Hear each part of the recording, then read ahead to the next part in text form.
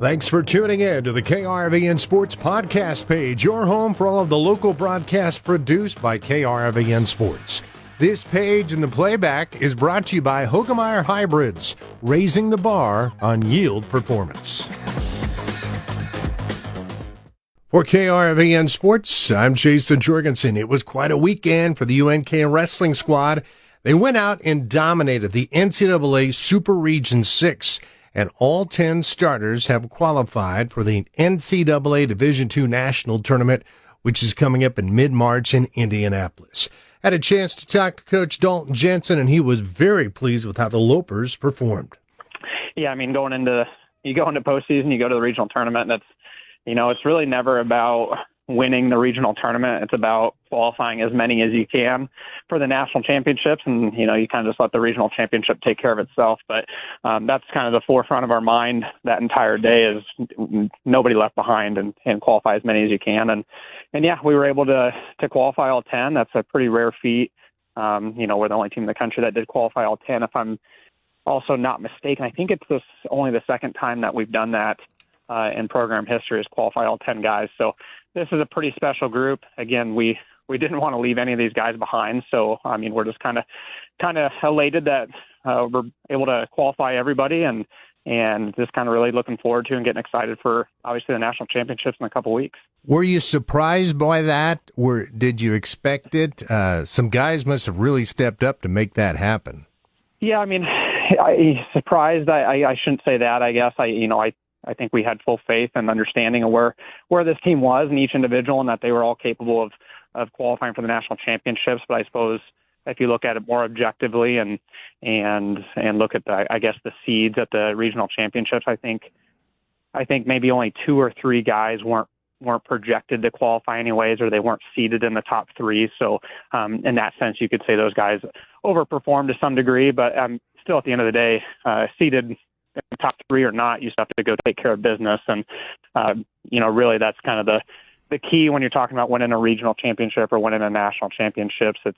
It's you got to get all guys clicking and all guys perform to their best on the same day or 2 days at the national championships. And so, as far as the regional championships, yeah, we only lost 4 matches on the entire day. And so we're hoping to carry that momentum into nationals and get all guys clicking all together. How did you kind of make this year work to get everybody to come together? Because I know you had some highs and lows this year. You had to work through some injuries, but you must have done a good job of having everybody peak here at the right time. Yeah, I mean, that's just kind of been the focus of this program over the last couple of decades is we want what the student athletes want. These guys they want All-American status. They want national championships and want to compete for a team national championship. So our focus has always been March and getting our guys to peak at that time. But yeah, throughout the season, it's all preparation for that. And so that's why we kind of have the schedule we do. We challenge ourselves to the highest level and obviously go dual teams. Like I think we had three Division I teams on our schedule this year, and not just any Division I teams. I think all 3 of those are still currently ranked in the top 15 and in Division I. So I think that perspective is good for our guys. I think for them to see that high-level competition, it helps them kind of see some high-level skills and actions that they need to be replicating and figuring out and kind of makes your Division II regional and national tournament a little less stressful when you dual teams like that. And, yeah, like you said, we've just kind of been dealing with some various injuries. So as far as our regional starting 10, this past Saturday was the first time all 10 of those guys have competed together. We were never able to get all 10 of those guys together for a dual meet this year. So obviously – these 10 guys and all together at the regional championships, it looks like we have the right team in place. All right. Now Nationals is coming up 14th and 15th in Indy with a full slate of guys, 10 wrestlers going. What's your chances of coming home with the title? Well, obviously that's the goal. We want to go contend for a team title. And, I like I said, we were the only ones that did qualify all 10. But, St. Cloud's qualified 8 and they got a strong 8, and Central Oklahoma I think is probably in the mix too. They did qualify only 6, but there's a solid 6 guys that I think can be high All-Americans. So I mean, it's about maximizing our points and going and taking care of business. I think all 10 guys we're bringing are all capable of being on the podium and being All-Americans, and obviously these guys all have individual goals to be a national champs. So I think if these guys go go take care of business, I think a good thing could happen, and hopefully we'll bring back a national championship back to Kearney. Well, that had to be a happy bus ride home from Colorado.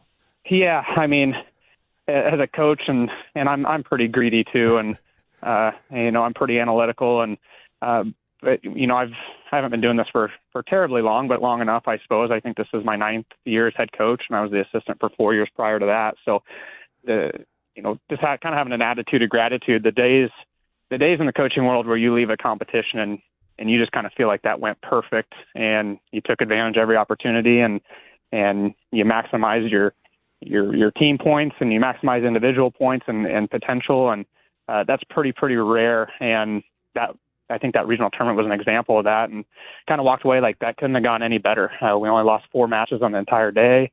A couple that we did lose were some guys that had kind of been dealing with some injuries that I think kind of limited them a little bit. So, and we went up to the the highest university, I think, altitude-wise in the country. So kind of a little bit of a hostile environment. But, man, these guys they took care of business. These guys are it's maybe not necessarily the most talented bunch by any means, and they are good though, and these guys are tough. I think that's the biggest thing that stands out to me with this group is these guys are just gritty and tough, and when things get hard, these guys compete at their best.